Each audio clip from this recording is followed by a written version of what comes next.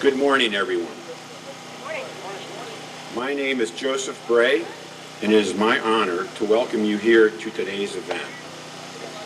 At this time, please rise for the presentation of the colors by the Davenport High School's Army JROTC Color Guard. Please remain standing for the national anthem performed by Fort Sam's own 223rd Brass Quintet, followed by the invocation delivered by Chaplain Zell, Command Chaplain, United States Army North.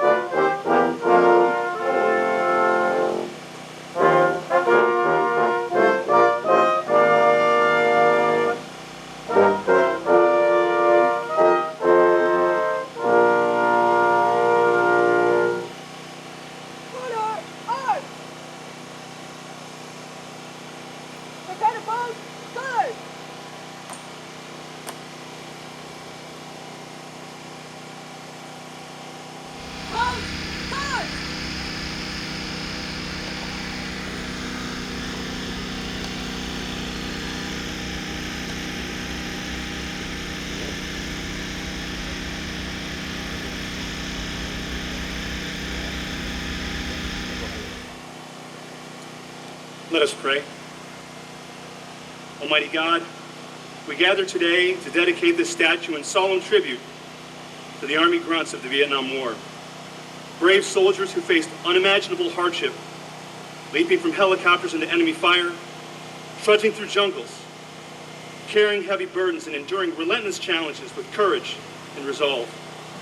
Inspired by the vision of Michael Lynd and the mission of the Vietnam Army Grunt Museum, we honor these warriors whose sacrifices define the front lines of service. We ask your blessing upon this monument, a lasting symbol of valor in their stories they lived, stories of heat, rain, and of brotherhood forged in battle. May this statue stand as a beacon of hope and remembrance, where the memories and experience of the veterans are preserved through cherished artifacts and testimonials, freely shared with future generations, thanks to the generosity of donors and volunteers. Grant peace to those who gave their lives, comfort to their families, strength to our veterans who continue to inspire us. May this dedication renew our commitment to honor the Grunts' legacy by supporting this museum's mission to tell their story, ensuring that their sacrifices are never forgotten, and their courage continues to guide us towards a future of unity and gratitude. These things I pray in your name. Amen. could we give a rousing round of applause to the Davenport High School Color Guard, Chaplain Zell, and the 323rd Fort Sam's own Quintet. I do a lot with the JROTC programs in and around San Antonio. Davenport High School definitely has one of the best JROTC programs in the city. Today's unveiling ceremony and the statue are made possible through the generous donations from the Vietnam Army Grunt Museum. The museum itself exists thanks to the dedication and contributions from Mr. Michael Lynd Sr. It is open to the public, free of charge, and yes, gratefully accepts donations. We encourage you to visit the museum after the event or at your convenience to honor and reflect on the service of those who have served this great nation. At this time, I would like to thank everybody for joining us today. It is my honor to recognize some of the distinguished guests in attendance, representing our military, Bexar County, the city of San Antonio, and the city of Chavano Park. With us today, Bexar County Judge Peter Sakai.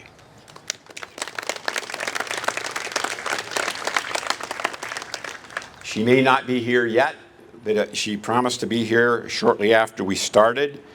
From Army North, Major General Naive Nell, Army North Deputy Commanding General, Operations.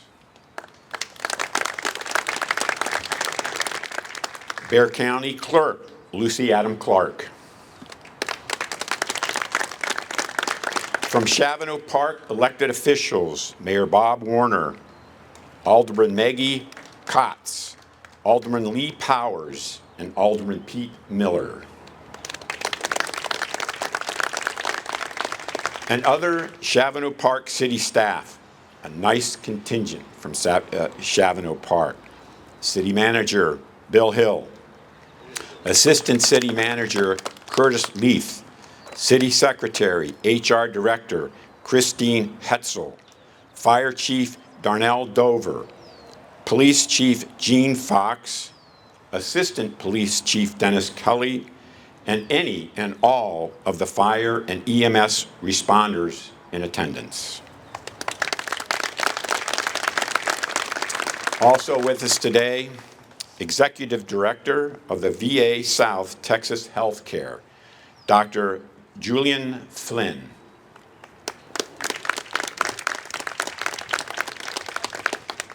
Also, thank you to today's vendors and to Jimmy Rodriguez of VIP Protections. Mr. Lynn would also like to recognize, although he may not be here, but if he is, please raise your hand, Martin Rodriguez, a dedicated patriot and World War II veteran. And there he is, right there. Martin, glad to have you here, sir. I am glad to be here, and I am glad to see so many people that really enjoy this presentation. Excellent. Thank you. Thank you. Great effort. And lastly, a big thank you to all of our volunteers. You know, and usually this happens at the end of a ceremony, but I want to take a moment and I want to recognize Dr. Monica Mills. Dr. Monica Mills works with Mr. Lynn here at the Vietnam Army Grunt Museum, and she put this entire program event on with help from staff and volunteers. But a round of applause for Dr. Monica Mills, please. She's a rock star. And please take time to recognize her boots that she has on today. And now I'm honored to introduce our guest speakers. And ladies and gentlemen, we got two of the best. I know them personally. They're giants when it comes to our United States Army, and it's an honor and privilege to have them here today.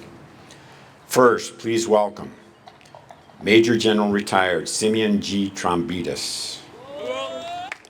General Trombitas is a West Point graduate, a dedicated and highly decorated Special Forces officer, and former commanding general of United States Army South.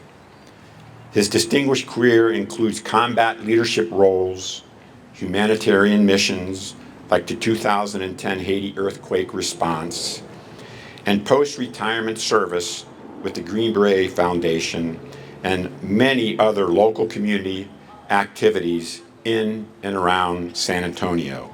Ladies and gentlemen, please give a warm welcome to Major General retired Sim Trombitas.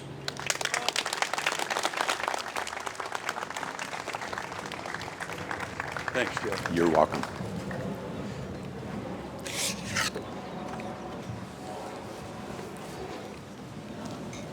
Distinguished guests, veterans, friends, and family, good morning.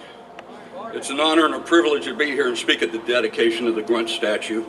I'll try to be brief because I know these hot Texas mornings turn into hotter Texas afternoons. I'd like to thank Mr. Lynd, even though he's not here, for establishing both the Vietnam Army Grunt Museum and erecting this incredible statue that really reflects the spirit of the Vietnam infantrymen. I think it's very appropriate that this statue is being dedicated the same year as the 250th anniversary of the United States Army. From the first shots fired in our Revolutionary War to the present, the infantryman has borne the brunt of combat for our nation. During the Vietnam War, a new term was coined, and that term was the word grunt. Here's a definition of the word grunt that I like best. The grunt is the epitome of the Army and Marine infantryman in Vietnam.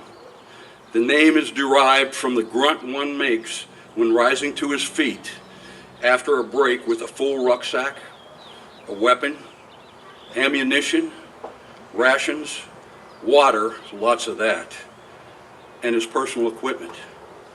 Besides his own gear, he would carry a variety of ammunition and other items for the squad or platoon. And these included machine gun ammunition, 40mm grenades, light anti-tank weapons, claymore mines, trip flares, radios, or mortar rounds. The term grunt originated in the Marines, and it soon spread to the Army. The word became a badge of honor, particularly to those who do their difficult and dangerous duty without complaint. The word is still used today. I'm going to cheat a bit, and I'm going to tell you about the statue. So remember what I tell you when you look at that statue. The Grunt statue exemplifies the infantrymen who conducted operations in the always twilight of the dense jungles, in the steep mountainsides, in the flooded rice paddies, and even in the cities of Vietnam. This grunt is walking in an environment that's extremely strenuous and could sap the strength of even the most physically fit. The grunt marched day and night and day, and his battles were fought in oppressive humidity and chilling monsoon rains. The grunt's war was long stretches of boredom, punctuated by moments of sheer terror. As you look at the statue, you could almost feel the sweat rolling down his body. He was never dry in that environment. You can feel the weight of the rucksack and the equipment dig into your back and hips. A rifle in one hand and ammunition can in the other add to your load. This grunt looks ahead. He's alert. His left foot is raised, and he knows the next step can possibly spring a booby trap. It could lead him into a firefight, or it could just be another step that maintains his monotonous march. But he knows that every step is a step closer to home. I like to think that the raised leg and the focused gaze of this grunt shows that he's always looking forward. He's looking to the future. The soldiers that came out of Vietnam, especially the young officers and NCOs, were the Army's future. After the war, young officers like Lawson Magruder, who will follow me, were more concerned about how things actually were, not how their superiors wanted them to be. They applied the lessons they learned in their hard experience, and they fundamentally changed the United States Army. They transitioned it from a conscripted force to an all-volunteer force. They rewrote our military tactics, our doctrine, and our strategy with a focus on enhancing the training, equipment, and capabilities of the individual soldier. They established a tiered non-commissioned officer education system, and they created national training centers to ensure that our soldiers were always at the peak of readiness. They came out of the crucible of war knowing changes had to be made, and they worked hard to transform an army that was scarred by 10 years of war into the most powerful fighting force in the world. The Roman statesman and philosopher Cicero said, "Poor is the nation that has no heroes, but poorer still is a nation that, having heroes, fails to remember and honor them." Ceremonies like this help us honor our Vietnam veterans, and I think it strengthens the respect and the recognition that they deserve. The Grunts and all of those who served in Vietnam share courage, devotion, volunteerism, and pride of service as the fiber of their legacy. To the Vietnam veterans, projecting your legacy forward are the post-9/11 warriors having served in Iraq and Afghanistan, and they now carry the torch for you, their forebearers from Vietnam. Thank you all for being here. It's an honor and a privilege to speak to you. God bless our nation, our military, our veterans, our first responder, and their families, and all of the folks that support them. Thank you.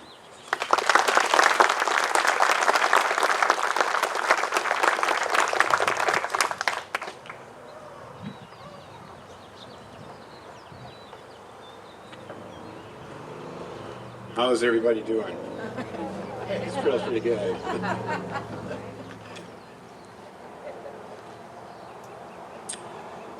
Wow. Thank you, General Trombitas. Now, I am pleased to introduce Lieutenant General Retired Lawson W. Magruder III, a decorated combat leader whose 32-year Army career included command roles in Vietnam, Panama, Somalia, as well as commanding general of the storied 10th Mountain Division and United States Army South. Since retiring, he has continued his service through leadership development, consulting veterans, advocacy, and has written 2 very inspiring books: Of Their Own Accord, A Company of Army Rangers, and A Soldier's Journey, Living His Way. Ladies and gentlemen, Lieutenant General Retired Lawson Magruder.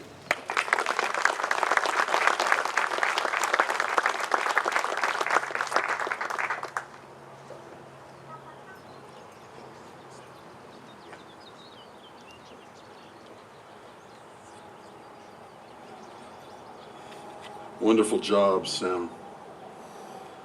We met many years ago. I was a major general and he was a major down in Panama. You've come a long way. I'm really deeply honored to share a few words at this special dedication of the beautiful statue in honor of the Vietnam Grunt. I want to thank Michael Lynd. I know David Lynd is back there somewhere, the son of Michael Lynd. Please pass on the following words to your dad. When you look at fulfilling your purpose in life and inspiring others, our generation and younger generations, that's what Michael Lynd's been all about. He's really been a shining example of living a life of significance. A round of applause for Michael Lynd and all he's done to perpetuate the memory of the Grunt. My voice will stay with me. I've been a little sick for the last week, but I wasn't going to miss this mission, Joe. Joe said I had 10 minutes to speak, okay? Listen, I'm a general officer, you know. I'm like, this microphone is like Silver, Lone Ranger's horse, you know, and so don't rein me in, all right, Joe? Okay, I may go a little longer than 10 minutes. At the outset, I'm going to use the term soldier affectionately for both soldiers and Marines. As I marvel at this statue when I drove by the other day, it truly honors those who served in Vietnam in the war, and sadly, there are over 58,000 men and women, average age of 22 years, 9 months, whose names are engraved in the polished black granite of the Vietnam Veterans Memorial in Washington, D.C.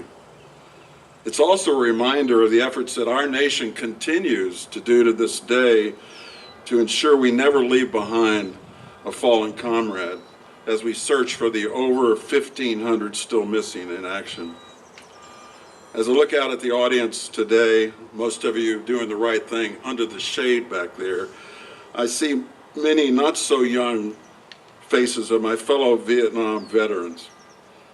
All of us were transformed as a result of our war. Many lost family members, loved ones, and soldiers during the 20 years of the Vietnam War. Present today are hundreds of memories, some positive, some humorous, and some that are quite sad. But one memory common to all of us is that we proudly served in Vietnam or supported the war outside of Southeast Asia. We did not dodge the call to duty, but were willing to sacrifice and serve our nation in a time of great conflict.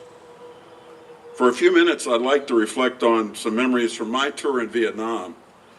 Before I start my trip down memory lane, I think we need to honor the waiting families, what my beautiful wife of 56 years, Gloria, has affectionately called heroes at home, who also made tremendous sacrifices for our nation as they kept the proverbial home fires burning while they prayed for the safe return of their loved one deployed in harm's way, half a world away.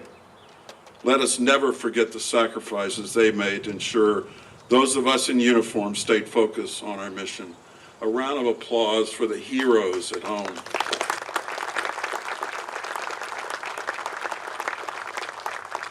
As a backdrop of my personal reflections, I'd like to share with you a quote I heard recited by a very dear friend, a fellow Vietnam veteran, Purple Heart winner, military historian extraordinaire a few years ago when we were touring the battlefield at Gettysburg. It's a quote by Joshua Chamberlain, the revered commander of the 20th Maine Regiment that defended the left flank of the Union lines on Little Round Top on the second day of the Gettysburg battle. He said this several years after the end of the Civil War upon the dedication of the 20th Maine Monument at Little Round Top. It really speaks to old soldiers and our memories. And I quote Chamberlain, "We were young then, but we are not yet old, and we think now that we could do again what we did then, even as we wonder how we did it then," end quote. I'm the son of a grunt. My dad served over 31 years in our great Army as an infantry officer. He landed at Utah Beach, Normandy on the 6th of June, 44, was wounded 3 times in World War II, served as a battalion commander in the Korean War, and then served on General Westmoreland's staff in Vietnam from 66 to 67. I decided to follow in my dad's footsteps and become an infantry officer. After commissioning from UT Austin as a Hook'em Horns, as a second lieutenant in the infantry, and a short stint in the 82nd Airborne Division, I volunteered for Vietnam. After dropping my beautiful Gloria and our baby Shannon in Austin to live near my parents, I shipped off to Vietnam on September 9th, 1970. I was assigned as an infantry platoon leader in Bravo Company, 3rd Battalion, 1st Infantry, 11th Infantry Brigade. Jungle Warriors were our nickname, in the Americal Division, the same division that Michael Lynd served in a few years before. Our area of operations was in the beautiful, rugged, but very lethal Central Highlands. Here's some reflections from my tour.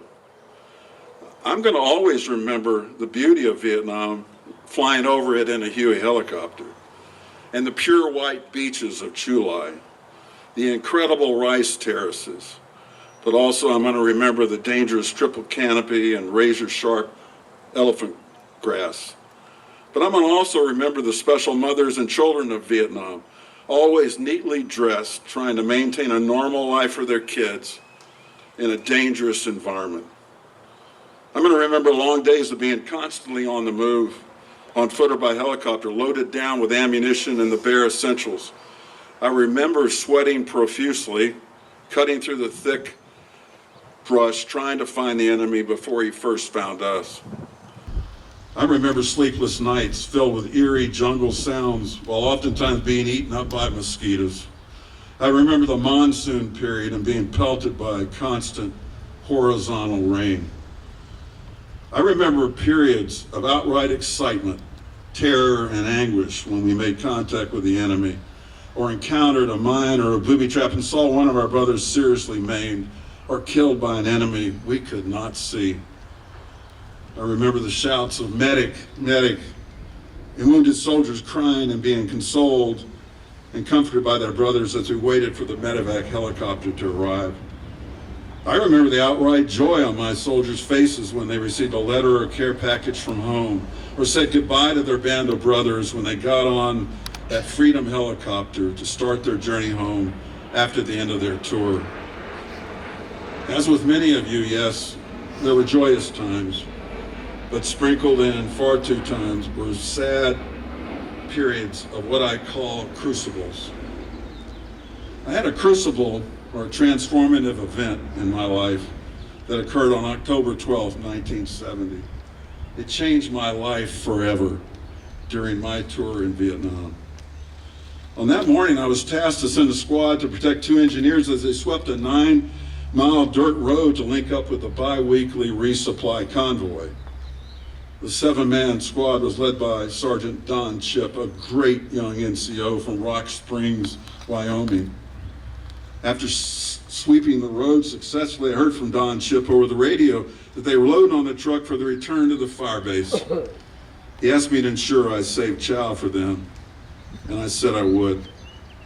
That was my last conversation with Don Chip. Shortly thereafter, Don Chip and his band of brothers were killed by a command-detonated mine. 5 died instantly, and the other 2 passed away in a burn center, Camp Zama, Japan, 2 weeks later. It was the saddest day of my life, because I worked hard at getting to know those men over our time together in the bush. I kept their names and information in a small green book like this throughout my tour in Vietnam.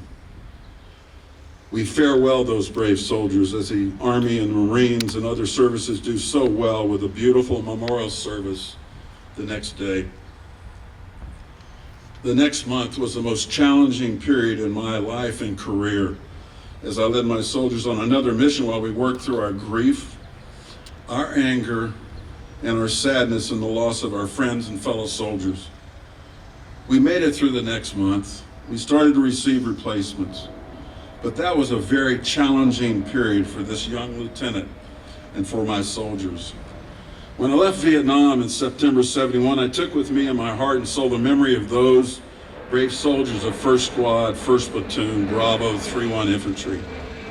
Their courage, their sense of duty, their willingness to sacrifice for one another and a cause greater than themselves have stayed with me to this day.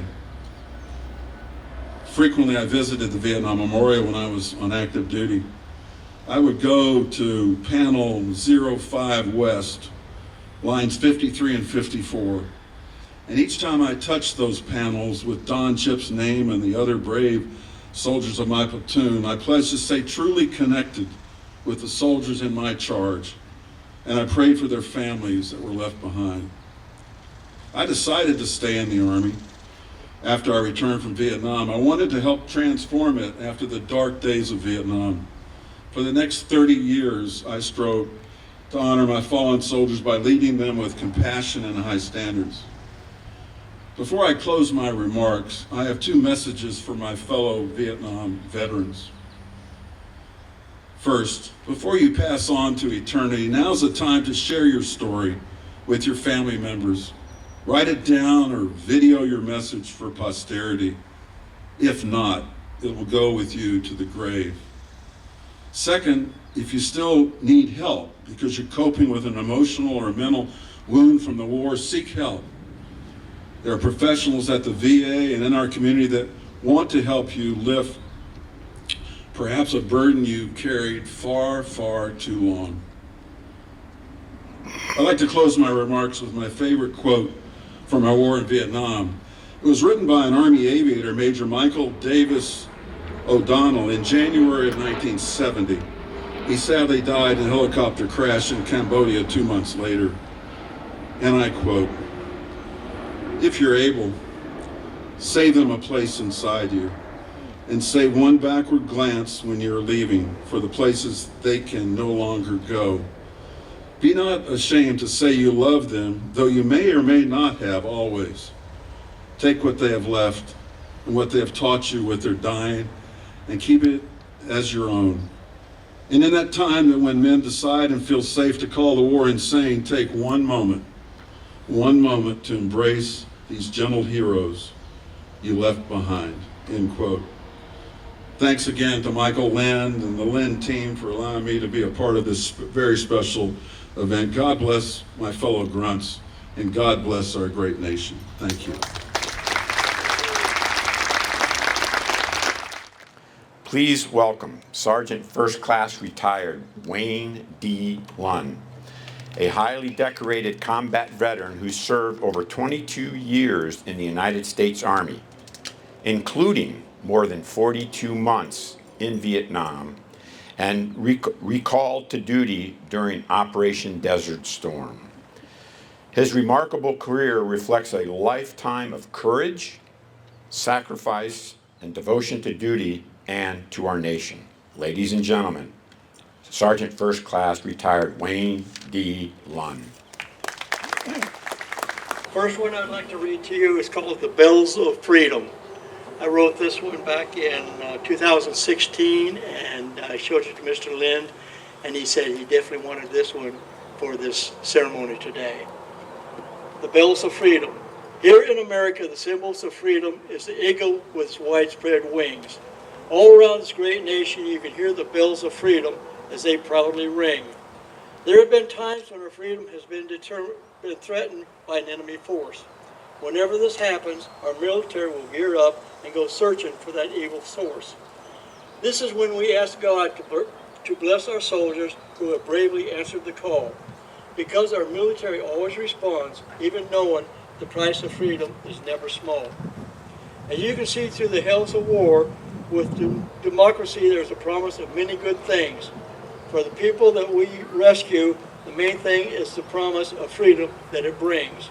So let us always salute our flag, listen to the bells of freedom, praise the eagle with its spread wings. Now let us bless every nation who has helped us, allowing the freedom of the bells to ring.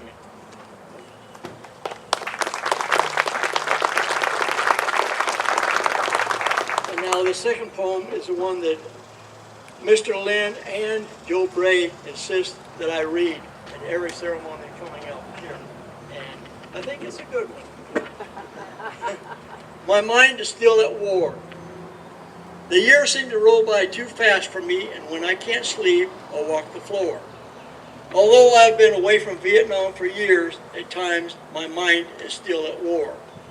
At times I'll see the flashes in the night and hear the rustling in the grass. And I can still hear the choppers off in the distance, and I can still smell the tear gas. There are times I feel that I have a life that's empty, like a broken man who now stands all alone. For the things that as soldiers we believe in, it means nothing to those civilians that I've known. While serving in combat, Vietnam, veterans have found what is known as a brotherhood. It is a group of veterans who gather to share stories of battles that have forever stood. Back in the USA, the protesters were all cussing us and calling us those awful names. It was so sad because of veterans we went from facing life or death to the life of playing games. As the wounds of war heal slowly, so now I feel that I can finally say, I am so proud to be a Vietnam veteran stating that I am here now to stay. Next, I'd like to introduce one of my favorite individuals, He's quite a man, Mr. Tony Roman, a proud Marine Corps veteran and Purple Heart recipient.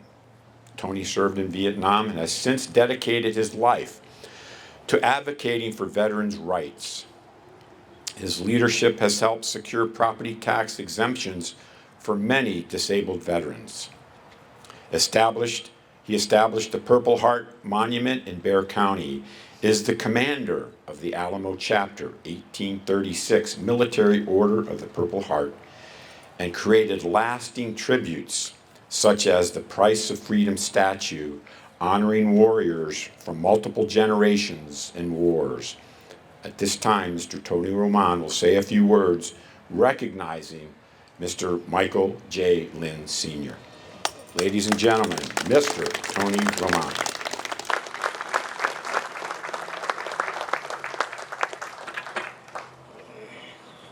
You've got 20 minutes. Good morning. My name is Tony Roman. As he stated, I'm the commander of Chapter 1836 Military Order of the Purple Heart.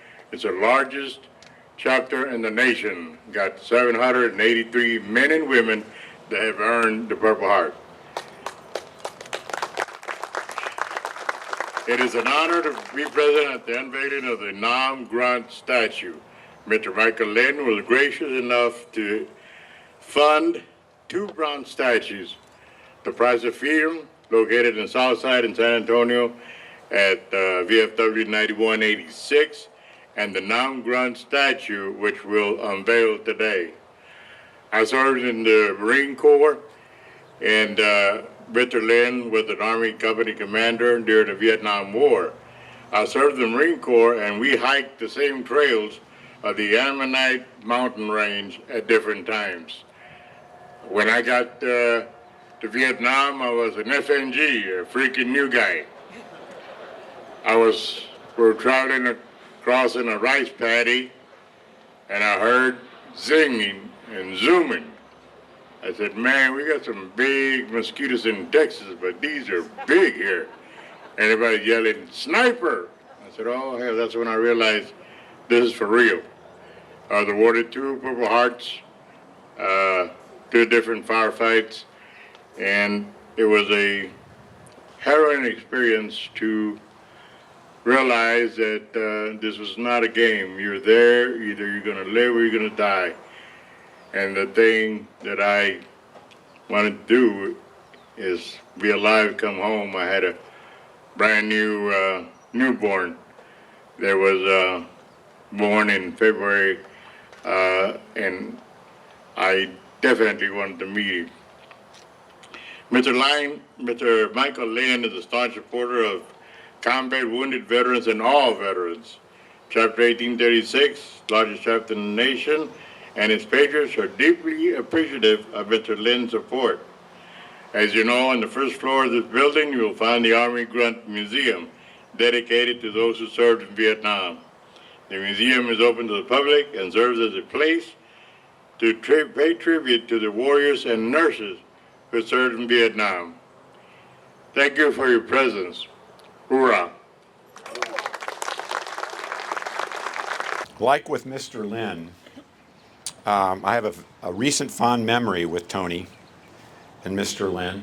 It was, about a month ago, Tony? We sat in Mr. Lynd's office, and all we did was tell our Army stories. And it was one of the most moving times that I've spent with Tony and Mr. Lynd. So once again, thank you, Tony. A round of applause for Tony, please.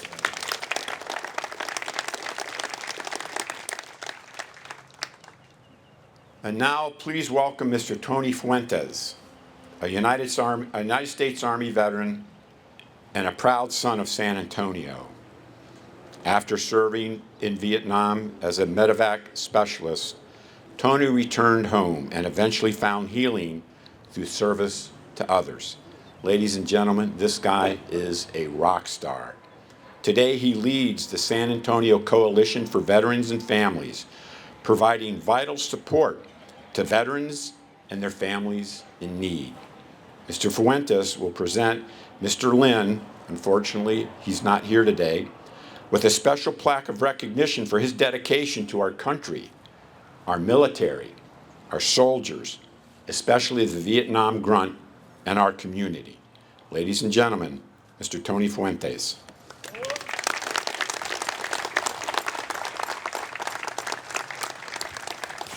Thanks, sir. Monica, where are you? She's right there. Why do you put me last behind all these great guys? You know, I'm really super duper humble to be asked to speak, you know, and yes, I graduated out of high school. Vietnam was going on. I felt it was my obligation to join the military. You know, I was raised in our home, being Catholic, the Virgin Mary's right there, right? Right next door was a picture of John F. Kennedy. Don't ask what your country can do for you, but ask what you can do for your country. That was embedded in my soul. And I joined the Army, volunteered to go to Vietnam. 9 months later, I was there. And I was like, what the hell did I do? And again, it took its toll on me, you know, and as a combat medic, I saw a lot of the heartache that comes out of trying to patch up our brothers and those that we couldn't. We put them in choppers. We don't know what happens, you know, it affected me deeply. And when I got home, I got lost, and you know, in the world, but anyway, you know, I found myself again because a gentleman came into my life, and he healed me. He loved me back to life, is what I like to say. So I would always say I'm just a grunt. People would ask me, why do you say that? Because we're the best. We're the best. And then later on, another Tony friend of mine, Tony Cervino, told me about this museum. And he goes, you gotta go check out this museum. You gotta meet Mr. Lynd. Sure. You know, I came out here and I walked in Vietnam Grunt Museum. I was home. I mean, I just felt something that, man, I'm not the only crazy fool out here that feels this way. You know, but again, you know, we met, we talked, he gave me his tour, and I had just started my San Antonio Coalition for Veterans and Families. I was barely getting going, and he asked me what we did, and we help veterans that are in need, that are struggling. We're helping a lot of Vietnam veterans, a lot of young men from Iraq, Afghanistan, different wars that are now active duty soldiers call us. I don't give a hell who you are. We're gonna help you any way we can. And if we can't help you, we're gonna refer you to somebody that can. Our slogan is, no one left behind. And I will die, go to my grave,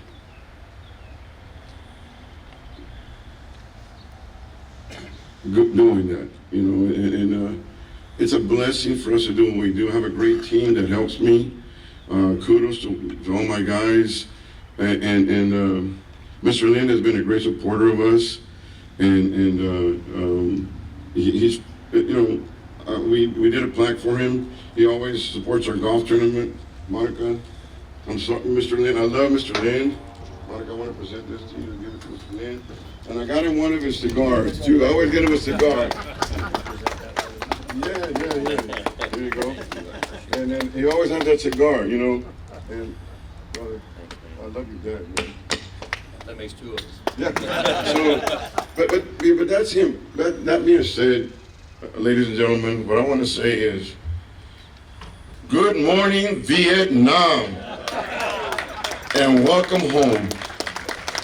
Mr. Lynd, you know, you're always in my prayers. I love you. This statue is a tribute to those of us, and we live our lives honoring our brothers and sisters that didn't make it home. That's what we need to do. We need to hold ourselves to a higher standard, and that's what I tell the young guys that I'm mentoring now. Honor your brother. You know, there's a lot of guys that are wanting to commit suicide because their brothers didn't make it home. No. Live for them. Show them the men that you are and honor them by how you live your life. So, Mr. Lynd, we love you. The Grunt Museum, man, it is an incredible museum. And he doesn't want the Vietnam legacy to be forgotten. That's why he created. And one of the things, too, that we talk a lot about is our patriotism is going away in our country. It's up to us, old school veterans, young veterans, to bring up that patriotism that we've lost. So, guys, I'm just a grunt doing what God put me on this earth to do. So thank you. Thank you, Tony. Thank you. Now, we turn our attention to the beautiful statue representing the Army Grunt. This statue, donated by the Vietnam Army Grunt Museum, honors and commemorates all those who served with courage and sacrifice during the Vietnam War. Thank you, Mr. Tonu Roman and fellow Purple Heart recipients, for draping and unveiling the statue. But before we unveil the statue, will Mr. Rosie please come to the stage to pray for this day and for the dedication of the statue. Thank you. Good morning, everybody. Please uncover. Dear Heavenly Father, we come before you today with grateful hearts, gathered in unity to honor the brave men and women who have served this nation with courage, sacrifice, and unwavering dedication. As we stand before this statue, this symbol of service, we remember those who came before us, those who stand among us, and those that serve. We thank you for their strength, for their love of country, and for the burdens that they have carried so that others may know freedom. In a world of many paths and many prayers, we lift this one to you, asking for peace where there has been conflict, healing where there has been pain, and comfort for those who still carry the weight of war in their hearts. Bless our veterans, O Lord. Watch over them, renew their spirits. May we as a people never take for granted the gift of their sacrifice. With humble hearts, we offer this prayer. In your holy name, amen.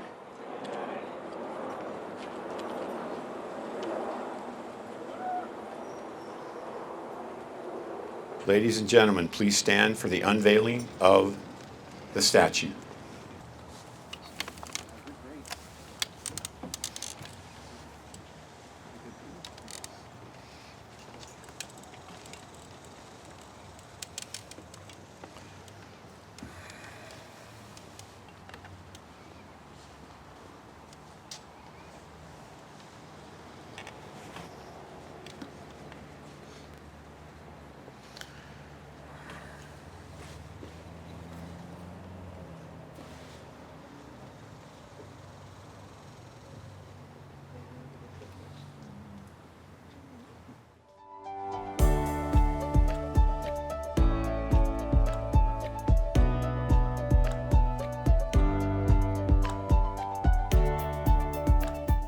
Ladies and gentlemen, please, another big round of applause for Mr. Lynd and the dedication of this special monument. Please be seated. At this time, I would like to welcome Dr. Monica Mills, consultant for the Vietnam Army Grunt Museum, to say a few words.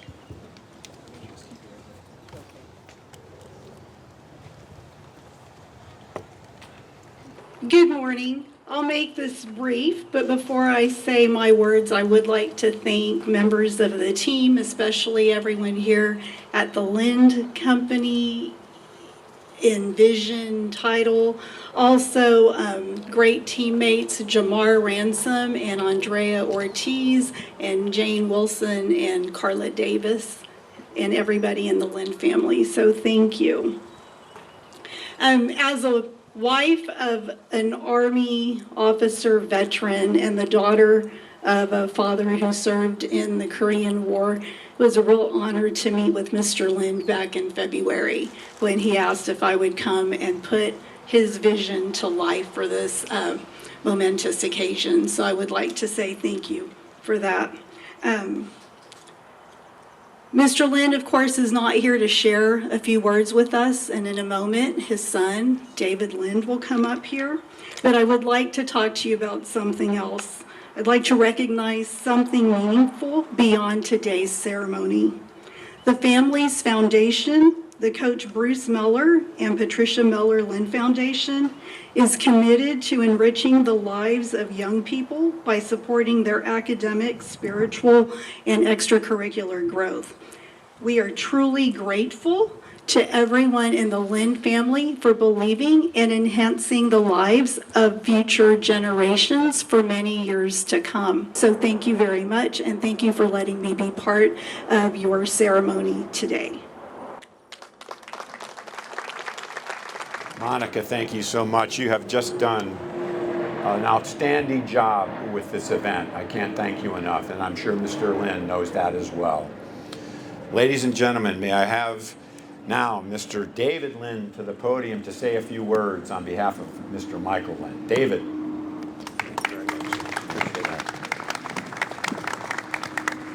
Well, I'm not Mike Lynd Sr., nor do I pretend to, because those are some pretty big shoes to fill, but I'm the best you're going to get today.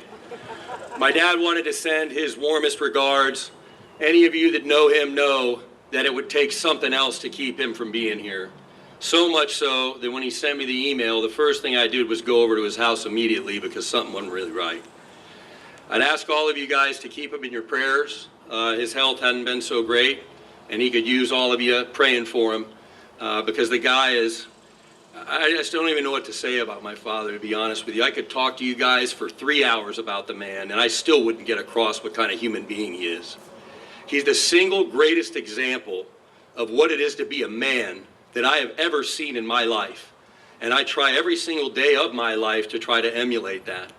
That foundation that Monica was talking about just briefly there was something that's come together from multiple generations of my family and providing inner city youth the opportunity to escape the rough findings that they find themselves in public schools, to have hope and try to make it in the world. And the only requirement to get in that foundation isn't your grades, it isn't where you came from, it's the fact that you refuse to accept your lot in life and you want more out of it. And that's all it takes. And then we give you a scholarship and watch these kids fly. So it's something amazing, and that came from my father. You know, growing up, he's always taught me to help others, because that's what a real man does. He takes care of all those in his purveyance at all times, and that's who my father is. That's what he instilled in me. That's what he instilled in our company. And I hope that you guys learned some lessons here today as well from some of the words you've heard from these veterans and what he's meant to their lives. I want to thank everybody that's here today, Judge Sakai, all of the veterans. You know, somebody said, oh, wow, good showing. I said, hey, the vets always show up. They always show up for each other because they're a band of brothers where that relationship can only be forged in fire. Some words my father wanted to say and relay to you guys today is, it's an important fact to know that there was an army before there was a nation. Think about that. There was an army that was actually formed defending something that wasn't even created yet, and that was the Continental Army. They were quote-unquote farmers with pitchforks going up against the most advanced military in the world, and we beat their ass. You know why we did? All heart. Victory goes to those who believe in it the most and the longest, period. And the United States is emblematic of that. These men are talking about the death of patriotism in this country, and they're right. We're under siege from all kinds of terrible forces within inside America. It's absurd to think America could ever be taken over by a foreign power. Our only enemy is the one within, to be honest with you, in my opinion. We have 400 million citizens that are armed, so good luck taking us over. I don't know how that would ever be possible. The only thing we can do is destroy ourselves, and we need leadership and we need vision from our military, our leaders, to show people what it means to be an American, because people have forgotten. My dad says that a grunt is the toughest guy you'll meet. When he was in Vietnam, he told me these were some of the finest people he ever ran across, absolute salt of the earth. many of them 18 to 22 years old, that didn't even really know where they were and didn't even know why they were there, and they gave 110% for the man standing next to them. No war can ever be fought without the grunt. He's the guy that meets the enemy face to face and has to struggle and has to do the dirty work that no one else is willing to do. And without that guy and those boots on the ground, no ground can be taken and no war can be won. People say all the time that compared to anything else in life, war is at the pinnacle. It's the ultimate winner takes all, and loser's faith is uncertain for what it'll be forever. And thank God the United States has pretty much won every single conflict. And this one was one of the nastier ones because, as some of the vets said, they lived their life on the line and came home and were treated very poorly by the people in this country. I can tell my dad doesn't talk about it much, but it's probably one of the most disappointing things that he ever faced in his life, for how proud he was of his service, only to come home and be spit at, yelled a baby killer, and every other horrible slang that you could mean, knowing that he was over there putting his life on the line for those very freedoms that gave those people the ability to say those horrible things, which you can't do in other countries. So when people in this country complain, they want to become socialist, I tell them, hey, go to Cuba, go overseas, and see how they treat you when you speak your mind. And then you'll come running right back here immediately saying, hey, I was wrong. But those freedoms give them the ability to say those things in today's world, and that's the beauty of America. So from the bottom of his heart, from the bottom of my heart, I want to thank everybody for being here. I know my dad would be absolutely overwhelmed at the support that you guys have shown, both the museum and this statue. I invite everybody to please take a tour through that museum. As my dad grows older in his life, he likes to say that the most profound thing he will ever be involved in was the Vietnam conflict. And he created this museum so that people wouldn't forget the sacrifice of all those brave young men who put their lives on the line for freedom to allow this country to continue to be the great nation that it is today. So with that, I want to say thank you all for being here. God bless you all, and God bless America. Here are but a few recent examples of Mr. Lynd's devotion and generosity to our country and those in uniform, past and present. He has hosted here at the Grunt Museum 16 Quilt of Valor ceremonies, which honored over 160 veterans, mostly Vietnam veterans, who received their individual quilt. He hosted a dinner here at the museum last year for 35 of the 61 living Medal of Honor recipients. He donated the statues, as Tony Roman indicated, the Price of Freedom Unveiling held at VFW Post 9186 in recognition of the veterans in the Military Order of the Purple Heart, Chapter 1836. And he was the sponsor of both the Congressional Medal of Honor Gala last year and the ball celebrating the Army's 250th birthday here in San Antonio. And that's just to name a few recently. And what I enjoy most is from time to time, sitting in his office, having conversation and telling our stories. Ladies and gentlemen, this concludes today's ceremony. Once again, thank you, Mr. Lynd. This concludes the ceremony. Thank you very much for everybody being here today.